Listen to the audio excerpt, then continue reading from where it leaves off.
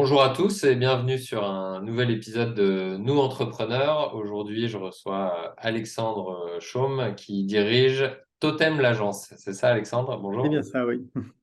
Et bienvenue sur Nous Entrepreneurs. Donc, ici, on interviewe des entrepreneurs du Rhône pour mettre en avant leur entreprise et puis leur parcours d'entrepreneur. Et je commence toujours très simplement par demander si tu peux te présenter et présenter ton entreprise. Alors, bonjour à tous. Donc, je m'appelle Alexandre Chaume, j'ai 43 ans. Je dirige l'agence Totem depuis bientôt 17 ans. Alors, Totem, qu'est-ce que c'est? C'est une agence de communication. On a quatre pôles d'activité. Donc, le premier pôle, c'est le pôle de communication classique. Donc, on intervient auprès de nos clients sur des sujets de com au niveau stratégique et au niveau opérationnel. L'équipe est composée d'une dizaine de personnes, dont 3 personnes en création graphique pure. Le deuxième pôle, il s'agit du pôle éthique. On fait de la sensibilisation sur la thématique du handicap et plus généralement sur tout ce qui est RSE. Donc, c'est-à-dire que des entreprises, alors s'il s'agit plutôt de grosses entreprises, type le CEA, type Orange, etc., qui vont nous demander de réfléchir sur des questions de sensibilisation pour justement sensibiliser leurs collaborateurs. Donc ça va être au Ok. travers de jeux ludopédagogiques, par exemple, ça va être au travers de l'intervention de personnes en situation de handicap, etc. Donc plutôt de la communication interne dans ce Tout cas-là, à là? fait, ouais. Ok. Tout à fait. Le troisième pôle, on appelle celui-ci le pôle display. Donc, il s'agit plutôt de proposer des solutions aux, aux personnes qui souhaitent participer au salon. Donc, des solutions de stand, donc des solutions modulaires qui sont réutilisables. Et le quatrième pôle, c'est le pôle signalétique. Là, c'est quelque chose qui est très opérationnel. On travaille pour des gens comme Lidl notamment, sur cette partie-là, comme pour la SNCF également. Donc, on produit des enseignes. On a un petit atelier de production qui est situé à Roanne dans le 42. Ok. Et on conçoit des enseignes, on imprime, etc. Donc tout ce dont on peut imaginer sur la partie ancienne. Voilà un petit peu tout ce qu'on fait. Super, merci Alexandre. Alors avant qu'on vienne sur je te pose la question de comment tu en es arrivé là, comme tu as parlé de la personne morale de l'entreprise, vous vous adressez, tu mentionnais quelques grands noms, mais est-ce que tu peux nous en dire plus sur le cœur de cible? Est-ce que c'est le même pour les quatre pôles? Vous avez un client idéal et votre unicité quelque part, qu'est-ce qui fait que ils viennent chez vous plutôt que chez quelqu'un d'autre et j'imagine qu'ils y restent aussi. Alors, le client idéal, c'est plutôt la PME, la PME, la grosse PME, entre guillemets. Après, il n'y a pas vraiment de client idéal dans le sens où, effectivement, ça va vraiment dépendre du secteur. Sur la partie éthique, effectivement, c'est plutôt des grosses entreprises. Donc, on va s'adresser aux boîtes du CAC 40 ou des entreprises donc de taille conséquente, des EPI. Sur la partie com, là, on a vraiment le cœur de cible. La PME de 200 personnes, c'est totalement le cœur de cible, bien qu'on travaille aussi bien avec des commerçants, avec des structures plus petites. Et sinon, sur la partie signalétique, c'est vraiment tout secteur. Et sur display, c'est assez large aussi. Ok, Voilà. très bien. Et alors, comment est-ce que toi, tu es arrivé à la tête de Totem l'agence? Alors moi, je suis rapidement sorti à la fin de mes études. Je me suis vite lancé dans l'entrepreneuriat. Alors j'ai démarré, je faisais de l'import-export et dans cette boîte, qui était un petit peu fourre-tout. J'ai démarré plein de projets et on m'a rapidement demandé pas mal de choses autour de la communication. Donc je me suis plutôt spécialisé et plutôt orienté vers ce pôle-ci. Ok, Ensuite, développer les différents pôles que nous avons évoqués en début d'interview. ok, donc c'est-à-dire que tu as rejoint l'agence, enfin Je l'ai créé. tu l'as C'était créé. Donc au début, tu as commencé à faire de la com pour quelqu'un d'autre à l'intérieur d'une entreprise.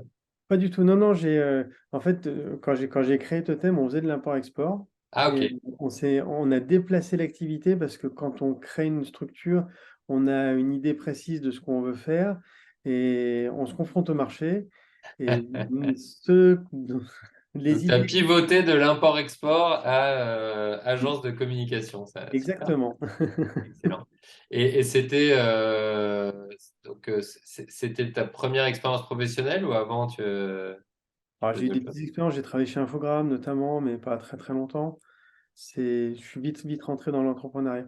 Mais c'est toujours quelque chose qui m'a motivé et où je voulais aller. Donc, Donc, il n'y avait pas trop de questions pour toi. C'était dès le début, tu savais que tu voulais.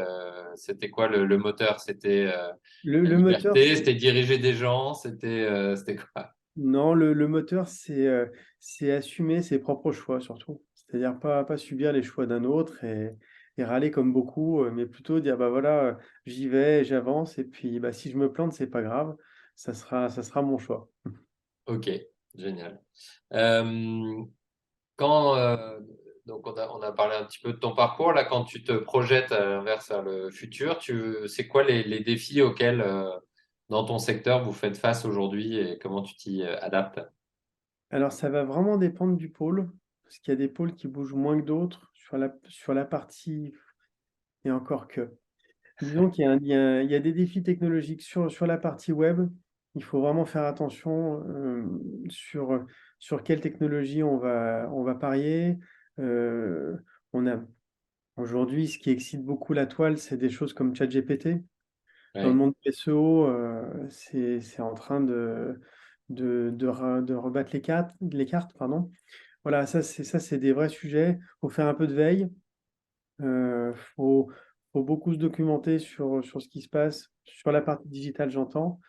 Après, sur la partie com, je pense que la veille constante est importante. Mais nous, notre avantage, c'est comme on a ces quatre pôles, on va toujours contrebalancer une petite perte d'activité sur l'un. Ça sera compensé par l'autre. Donc, ça Ouais, parce pose. que tu parlais des displays, j'imagine que pendant le Covid, ça a été un peu plus compliqué sur cette Ça a activité-là. été la cata. Comment est-ce que toi, tu as adapté ton entreprise à ce moment-là? Alors, nous, on a vendu des masques. Ok, Parce qu'en fait, on avait les fournisseurs de tissus qui habituellement construisaient pour nous des stands. d'accord. Donc, alors nous, on avait une surcharge d'activité, donc le Covid était quelque part bienvenu parce que ça nous a permis d'épurer un peu les dossiers en cours. Ok, Mais rapidement, nos fournisseurs ont trouvé des solutions à cette baisse d'activité, donc nous ont proposé des masques et c'est un marché sur lequel on s'est positionné rapidement, quoi. ok. Et la Donc, fenêtre de tir quoi, était courte. des masques avec un objectif, enfin, avec une utilité de communication aussi, Les logoté, deux, des ouais. choses comme ça. On a fait du masque neutre et puis du masque marqué, ouais. Ok, d'accord. Donc, je sens qu'il y a, ouais, donc, il y a cet équilibre qui permet enfin, ces différents pôles qui permettent de s'équilibrer, une bonne réactivité aussi en travaillant en écosystème avec les fournisseurs.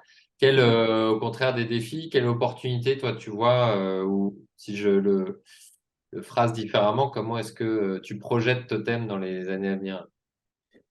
Alors nous, on développe doucement, mais sûrement. C'est-à-dire Ok, qu'on fait pas tapis à chaque fois, parce que c'est pas, c'est pas mon approche. Par contre, on essaye.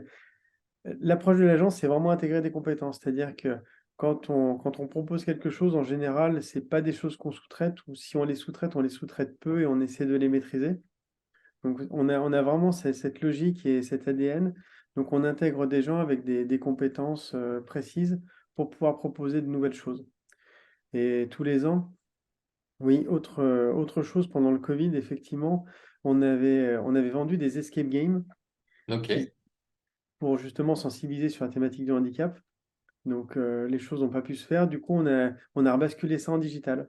Ah Donc, on ouais, a créé des petits jeux style point and click avec comment dire, une pédagogie, etc. C'était pour le CEA notamment. d'accord. Ouais, c'est- Très bien. Et donc, ouais, pour revenir sur ce développement, il y a d'autres, là, il y a quatre pôles, il y a d'autres pôles en en perspective ou c'est plutôt le renforcement de ces pôles-là? Comment est-ce que tu vois? Il y a toujours des choses en perspective. Ok. Et on verra quand ça arrive. Ok. Ouais, non, non, on a plein de choses. Euh, Moi, j'adore créer. Ça me plaît de construire. C'est vraiment ce qui m'anime dans l'entreprise, au-delà de l'argent, au-delà de plein de choses. Et on a, on a plein d'idées. On a des choses qui marchent, on a des choses qui échouent. Mais enfin, en tout cas, on a des choses dans les tuyaux. Ok. En tant qu'entrepreneur, toi, comment est-ce que tu définis ta plus forte valeur ajoutée pour ton entreprise? C'est quelle casquette ou singulier ou pluriel qui est la plus importante pour toi? C'est l'optimisme. Parce qu'on ne devient pas entrepreneur pour les mauvaises raisons. Il faut l'être parce qu'on a la positive attitude, parce qu'on a envie d'avancer. Voilà, ça, c'est les vraies raisons. On n'y va pas pour le fric, on n'y va pas pour diriger les autres. Enfin, ça, c'est pas les bonnes raisons pour moi, en tout cas. Ouais. Mais du coup, dans l'entreprise, ton rôle d'entrepreneur, pour toi, tu définis ça comme l'importateur on dit souvent, c'est quoi, importer du négatif et ressortir du positif pour les équipes. C'est comme ça que tu vois ton rôle, toi, en tant Ouais, que dirigeant? je pense que c'est fédérateur. Et puis, si on motive pas les gens, on n'arrive pas à faire sortir le meilleur d'eux, quoi. Ça marche. Euh, Comment est-ce que toi, tu progresses en tant que personne, mais notamment dirigeant d'entreprise? Comment est-ce que tu fais pour monter en compétences, en connaissances? Alors, j'essaie de me former. Ok. Et de quelle manière? Alors, je fais pas mal d'auto-formation alors, sur les sujets qui nous concernent, par des médias spécialisés, par ce genre de choses. Je fais un petit peu de formation. Alors, je mentirais si je disais que je me formais tous les ans, ça c'est faux, mais j'essaye de manière régulière de me former quand j'ai le temps. Ça marche. Et ok. T'as un sujet en ce moment sur lequel tu es en train de te former ou que tu as dans le viseur pour ton prochain apprentissage? Pas encore. Ça marche. Ok. Euh, Est-ce que tu as, on arrive déjà quasiment à la fin, ça va assez vite. Est-ce que tu as, toi, une actualité ou une demande que tu veux partager avec notre auditoire? Alors, c'est ce que j'ai évoqué tout à l'heure. Donc, nous, dans les produits qu'on propose, enfin, les produits-services, donc ça, c'est sur la partie éthique. On a créé justement un escape game mobile pour Ouais, la sensibilisation. Donc ça, c'est un escape game qu'on a vendu notamment au ministère de l'Agriculture. Il est parfaitement customisable. En gros, on a le produit chez nous. On peut le customiser et le livrer, le monter, former des équipes dessus. Là, pour le ministère de l'Agriculture, le pitch, c'était vous vous retrouvez dans le bureau d'Alfred Hitchcock et il faut retrouver le scénario perdu. Donc, il y a tout un tas de cryptextes, de cadenas, de choses à décrypter. Et au travers de la pièce, en fait, il y a plein d'éléments à lire pour insuffler de la pédagogie aux équipes. Voilà, et d'accord. c'est des formats d'une vingtaine de minutes. Et là-dessus, on a construit la pédagogie, on a construit le jeu, on construit tout, en fait. Ouais. Donc ça, donc l'objectif, c'est un serious game un peu sur du coup là le handicap, la RSE, c'est ça là-dessus. Exactement. Ok, On peut moduler comment dire, la pédagogie, on fait ce qu'on veut. Nous, ce qu'on propose, c'est vraiment le serious game mobile. Donc, ok, on va pouvoir livrer sur place aux clients et former les équipes pour qu'elles puissent le faire en interne.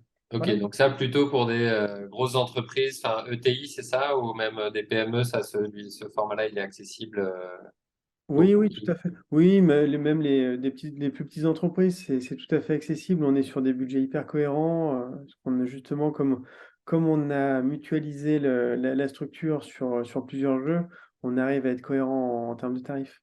Ok, ça marche. Et donc, ouais, donc ça, il suffit de te contacter. Il y a peut-être des informations sur le site internet. Alors, le site éthique est en cours de reconstruction. Ok. On est les coordonnées les plus mal chaussées. Ça doit Donc, faut faire te 3 mois contacter qu'on a. directement. C'est quoi s'il y a une Ouais, entreprise qui veut traiter un enjeu à travers justement le tout à jeu? fait, tout à fait, tout à fait. Très bien. Bon, on mettra tes coordonnées. Est-ce qu'il y a une question que je ne t'ai pas posée et auquel tu voulais absolument répondre? Oh non, je pense qu'on a fait le tour. Bon, bah, écoute, super. Donc, on mettra tes coordonnées, notamment pour l'histoire du Serious Game. En tout cas, c'était très intéressant. Merci, Alexandre. Et puis, à très bientôt sur une nouvelle interview de Nous Entrepreneurs. Eh bien, merci à toi. Bonne journée à tous.